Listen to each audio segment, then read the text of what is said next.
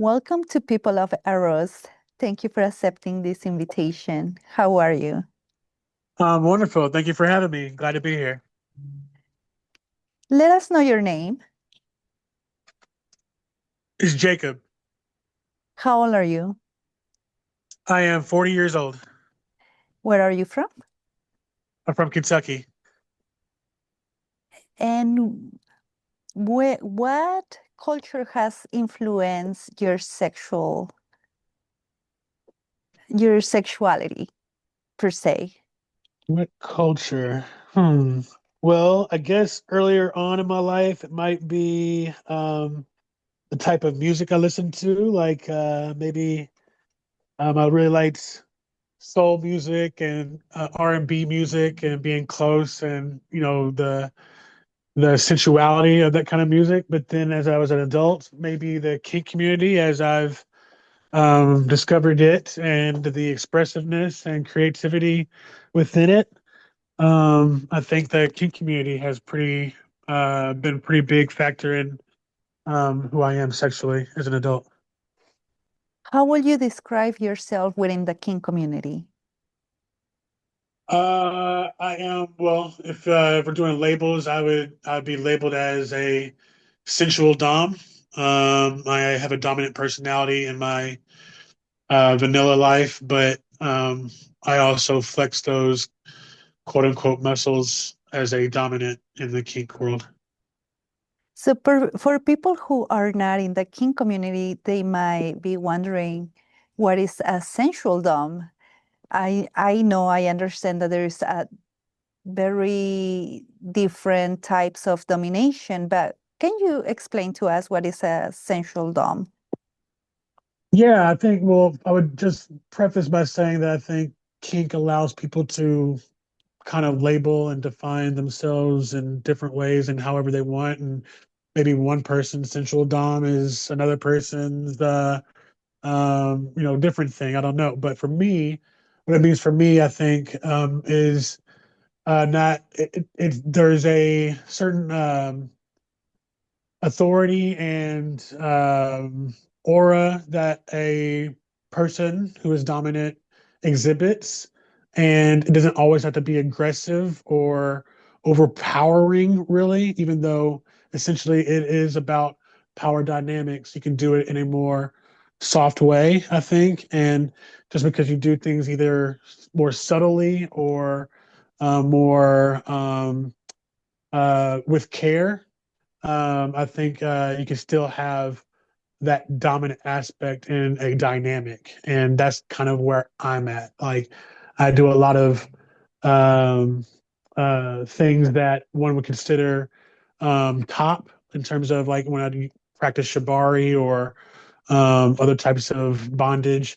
I'm always the one with the role of engaging that bondage, but um, you don't always have to do it in an aggressive manner. And there's forms of dominance and being a dominant where you are more aggressive. So that's where I think being a sensual dom is obviously always taking care of your submissive and being aware of their needs and providing those as well, but also doing it in a more subtle way than in an aggressive way. Got it. How long have you been in the King community? Well, I guess I first started discovering that kink was a thing in my mid 20s, I guess, but I was probably doing and experiencing and exploring kink activities before I knew what kink was. So in my early 20s is when I first started exploring that. And a lot of that had to do with places I traveled to and that kind of thing. Like I studied abroad in Europe and ran into certain circles that were exploring in that kind of thing. So um, yeah, it's been since my early 20s. Okay. So that was going to be one of my questions. If before kink, how was your style when it came to sexual encounters? It sounds like you've been kinky most of your for the past 20 years. Yeah, I mean, pretty much I kind of stumbled upon it pretty early in my sexual life and I didn't, without, getting too deep in my past, but I didn't really start exploring sexuality in general until I was, almost 20 years old. I just had a pretty conservative upbringing. So um, once I did, I kind of found kink and alternative lifestyles pretty quickly and pretty soon. So, yeah, for at least 20 years. Got it. Are you in a relationship right now? No, I'm not. I'm single. I've not, found that one just yet. Okay. And how do you satisfy your erotic urges?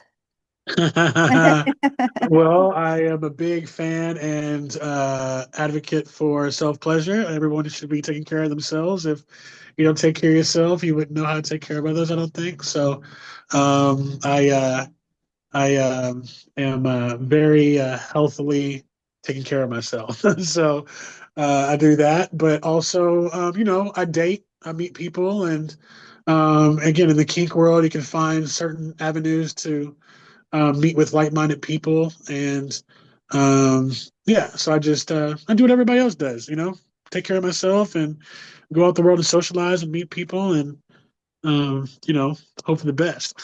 Right. Have you ever participated as a bull?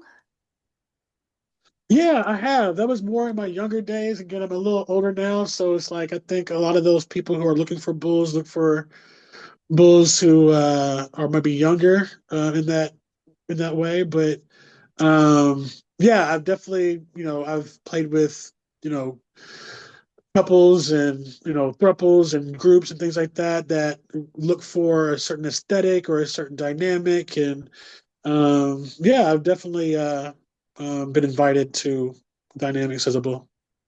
I see. Your relationship model, when is it monogamy? Do you aim for ethical non-monogamy? What is it Me, for you? well, for me personally, I think eventually one day I will be with a person and one person only, and that'll be it for us, and have that, right off into the sunset kind of fairy tale thing. That's what, I've always kind of dreamt of having. But um, I've done pretty much everything from, in terms of looking for it, not looking for it, letting it come to me, putting myself in the right position, all that kind of stuff. And while I do that, in the meantime, I'm not going to turn myself away from other, opportunities for pleasure or enjoyment and company, So I've been in polyamorous relationships with people because that's what felt good and right at the time, and that was available or offered to me. But I've also been in monogamous relationships, and um, eventually, I think that will probably be what I end up having. But until then, I'm pretty much open to whatever. Okay. And sounds I'm finding the men that have had a lot of experience and exploration, they now aiming for monogamy, more normative relationships. Because it sounds like you wouldn't mind if your partner is in the king community or not in the king community. Is that correct? Yes, I wouldn't mind either way. Whether they've had the experience before or whether they're looking to experience it in the future or whatever. I'm in my current moment, I'm open to all types of relationships and all types of situations for the person that I eventually will be with. But I will say that my desire to have a monogamous relationship has been, since my upbringing. I've always wanted to have, one person that I marry and, make a family with or whatever. But just because I want that doesn't mean that I just get that by saying it. Like, I have to Mhm. get that. And until then, until I have that, I'm going to enjoy other types of things. So that's what I'm doing. Hmm. When you go out on dates, do you let your dates know about your sexual explorations or desires? If they ask. Okay. And do you think that's a conversation that starts early on in the connection, or it's something that you let develop as you get to know the person? Yeah, I'm a pretty go with the flow kind of person. So I think I'm pretty good at sensing what they're interested in or what they're asking and reading the room. So while they're asking me questions, if they're not asking me about certain things, I'm not going to answer certain things. But I also can drive a conversation to where I'll ask questions and if they're willing to reveal certain things, I know what I can reveal. So I'm a pretty open book. I'm not ashamed of anything I've ever done. So I'm happy to talk about it. And I think when you're learning about people, you kind of have to learn how they like to learn, right? And I'm not going to drop a bomb on someone, in the first date, telling them I'm, a kinky person with all these, sexual experiences, if they're not ready for that in the first date. So, if at some point they want to know, they can ask me and I'll tell them. Fantastic. It sounds like you are very clear about how you want to handle your relationships. I think so. I think I've had a lot of time to think about it, and I think I'm a pretty thoughtful person in general. So, I hope I know at this point in my life. Yeah. Yes. And, one last thought. Is there something that you would like to share with people of Eros community about sex? A Hmm. recommendation, a quote, a thought? Well, I guess maybe it'll be cliche, a little cliche, but just always be safe and just be considerate. Like not everybody, your kink is not my kink is a real thing, and consent is numero uno. Like, I think that one thing I've noticed and figured out and found out in all my travels and experiences throughout my life is that as much as the vanilla world thinks that the kink community is dangerous, I've found that the people within it are the most kind and considerate and safe people that I've been around. And we should keep it that way.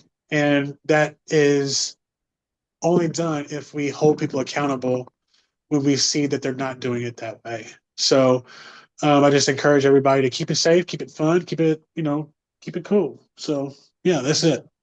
I'm so happy you mentioned that because many people have a stigma with the kinky world. Yeah. So I appreciate you bringing that up and sharing with us the a good reminder. Yeah, no problem. Thank you for inviting me. It was really fun. I appreciate Thank it. you. Thank you, Jacob. Yeah. Thank you.